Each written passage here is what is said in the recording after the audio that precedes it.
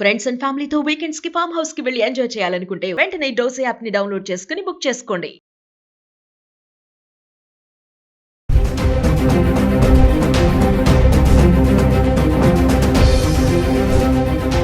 నమస్తే, welcome back to Suman TV. Present మనతో పాటు ఉన్నారు TEDx speaker, legendary award winner in real estate, realtor oxygen founder and CEO doctor Nandi Rameshwar Rao గారు.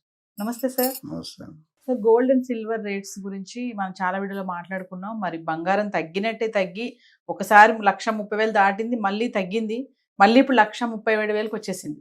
అలాగే వెండి చూసుకుంటే 2 లక్షలు దాటేసింది. ఈరోజు కొంచెం అటు ఇటుగా ఉంది సార్. ఎందుకు ఈ ధరలు ఇలా ఫ్లక్చువేట్ అవుతున్నాయి అంటే ఒకసారి 1,30,000 కదమ్మా, 1,50,000 దాకా వెళ్ళింది. కాదు, పాత వీడియోలో మాట్లాడుకున్నాం గోల్డ్. సో నేను చాలాసార్లు ఎగ్జాంపుల్ చెప్పాను. 93 అంటే ఆల్మోస్ట్ 32 years బ్యాక్ మనం లక్ష్మీ వ్రతం చేసుకుంటాం.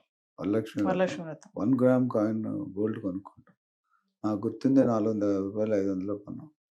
ఈరోజు ఆల్మోస్ట్ 15,000 14,000 మేకింగ్ 1 గ్రామ్. ఎక్కడ 500 400, ఎక్కడ 15,000? అంటే సామాన్య ప్రజలు కొనుక్కోగలుగుతుంటే గత 1 year గానే ఈ చేంజ్ వచ్చింది. అంతకుముందు మనం 78,000 కొట్లాడేది.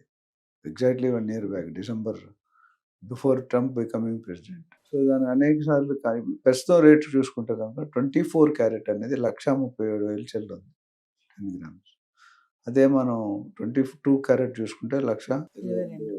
సిల్వర్ అనూహ్యం, అంటే ఎవరు ఊహించింది, అందనంత ఎత్తుగా ఎదిగిపోతుంది. దాదాపు 2 లక్షలు, 1,000 ఇటు ఫ్లక్చుయేట్ అవుతుంది.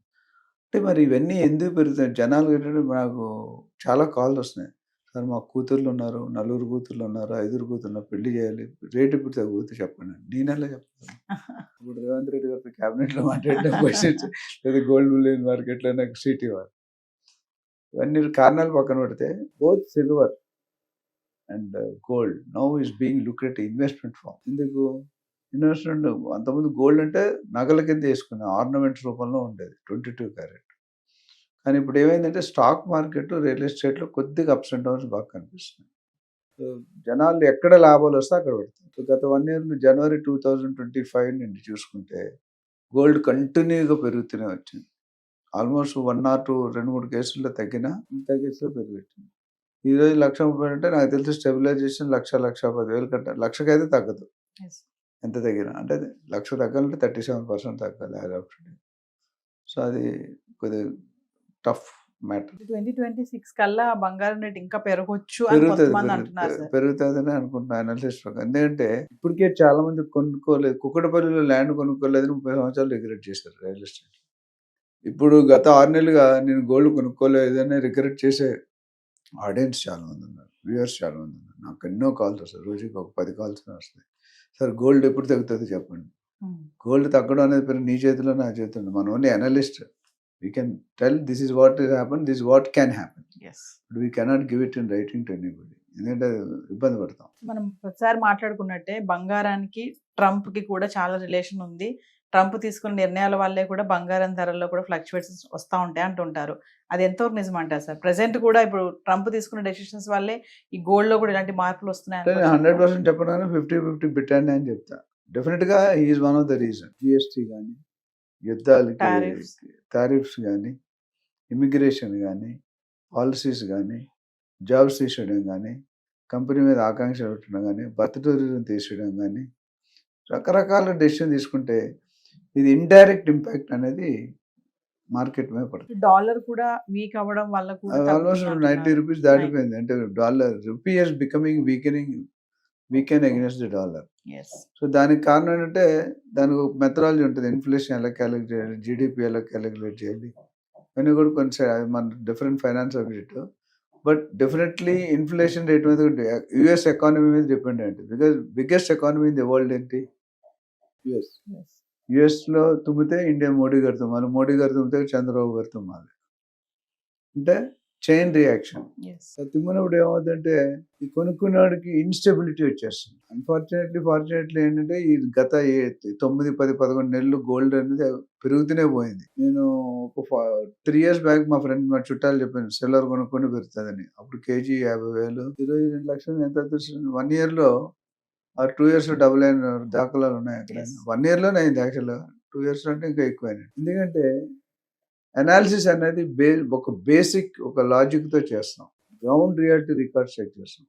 మరి సెలవులు ఎందుకు పెరిగింది అంటే సేమ్ ఇన్వెస్ట్మెంట్ రూపంలో కొంటున్నారు. ఇంతకుముందు ఇండస్ట్రీలో వాడేవారు కాదు, ఇప్పుడు ఇండస్ట్రీలో వాడుతున్నారు. Industry, automobiles. Automobile, electrical vehicles. Yes. So ఎప్పుడైతే when demand, law of attraction ఏంటి, నేచురల్ లా ఆఫ్ ఏంటంటే when demand increases supply Supply. Reduces rate will grow. Yes. When supply increases demand decreases rate will come down. Real estate ఏ స్టేజ్లో ఉంది మీకు తెలుసు, stock market ఏ స్టేజ్లో ఉంది మీకు తెలుసు. ఏదైనా ఇప్పుడు ఈ మూడిట్లో స్టేబుల్ ఉందంటే గోల్డ్ సిల్వర్. స్టేబుల్ కూడా కాదు, ఒక వన్ సైడ్ గురుతాయి. మీరు ఏదో గ్రాఫ్ వేస్తారు మీ టీవీ వాళ్ళు, ఇలా పెరుగుతుంది యారో, రెడ్ కలర్ యారో పెడతారు, అది కూడా అంటే ఆ గ్రోత్ ఇండికేట్ చేస్తారు. Yes. సో ఆలోచించి ఒక మెంటర్ కానీ, ఒక ఫైనాన్షియల్ అడ్వైజర్ కానీ, ఒక real estate advisor, portfolio advisor అది కనుక చేస్తే మీకు సరిగ్గా గైడ్ చేస్తారు. నేను సపోజ్ 10 సంవత్సరాల ముందు పలానా జాగాలో పెట్టండి అన్న, ఈరోజు 10 సంవత్సరాల్లో 5-6 సార్లు పెరిగింది, కొన్నిసార్లు 10 రెట్లు కూడా పెరిగింది. విన్నారు కాబట్టి, విన్న వాళ్ళు మనం ఏం చేయలేం. సో ఇన్వెస్ట్మెంట్ అనేది లాంగ్ టర్మ్. మీరు దాని మీద ఆశలు పెట్టుకొని, రియల్ ఎస్టేట్ అనేది ఎవరైనా అప్రిషియేట్ అవుతుందని పెట్టుకుంటారు. గోల్డ్ అనేది ఇప్పుడు ఈ మధ్యలో స్టార్ట్ అయింది.